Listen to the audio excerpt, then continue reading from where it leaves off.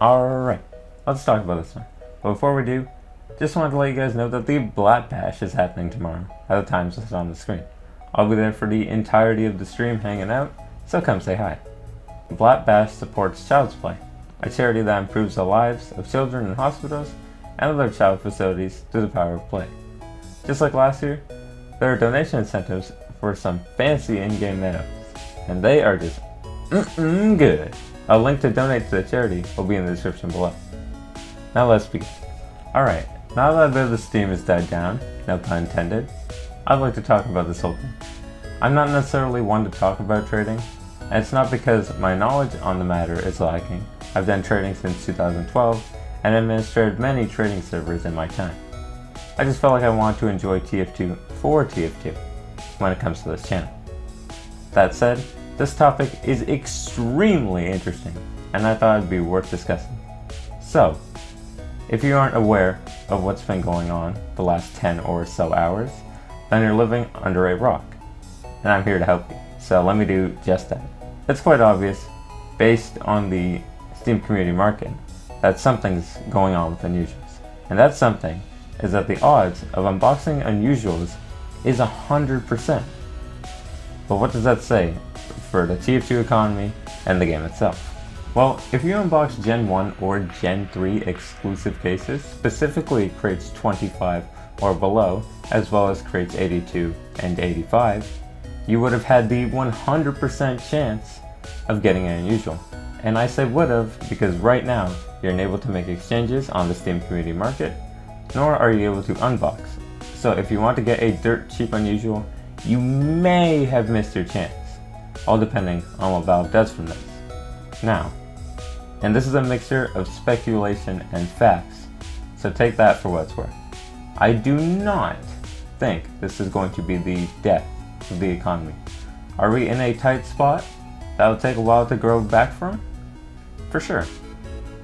But there's something that might perk the interest of a lot of you, and that's what hats and effects shouldn't be affected by this whole ordeal. It's unknown and likely will never be known why these effects are unaffected, so I can't really give too much of an explanation, but I'll do my best.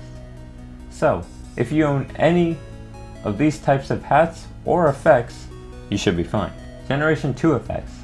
These can be opened from crate number 26 to crate number 57, not 25 or below. Halloween effects. These ones can't be unboxed year round, so they wouldn't have been unboxed now. Robotic Boogaloo effects. This is crate 58, which is technically Gen 3, but because these effects weren't introduced with the wave of Gen 3 effects, it looks like they remain untouched. Unusual Taunt effects.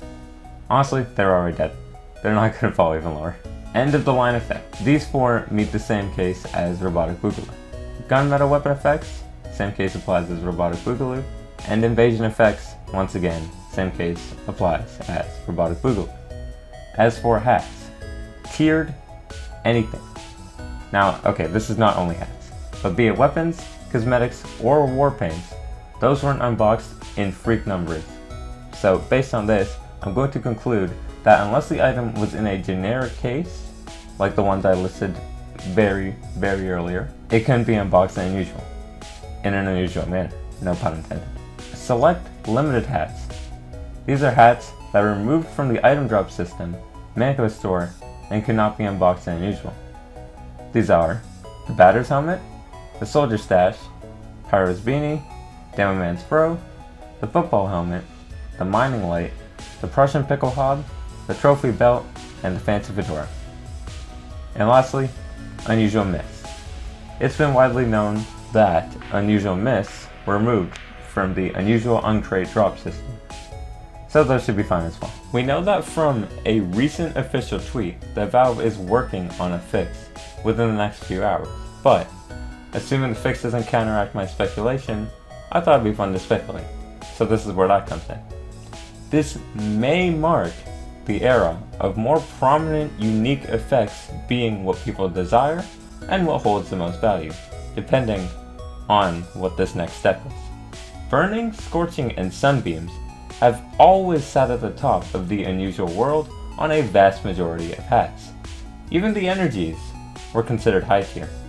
Gen 3 effects, on the other hand, were always low to mid, so it wouldn't be surprising if we saw the popularity of these limited effects taking the throne, especially some of the prominent god tier effects, like Spellbound and the Moons.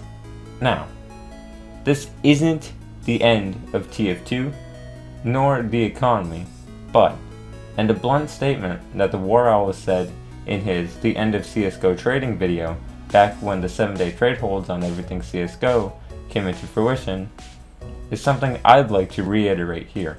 TF2 is a video game. It's something we play with our friends, and it's something we enjoy. If TF2 dies because the economy dies, then it didn't deserve to live in the first place. Simple as that. Anyways, that's gonna wrap it up for today. I'll be back tomorrow or Sunday with an opinions video on the summer 2019 cosmetics.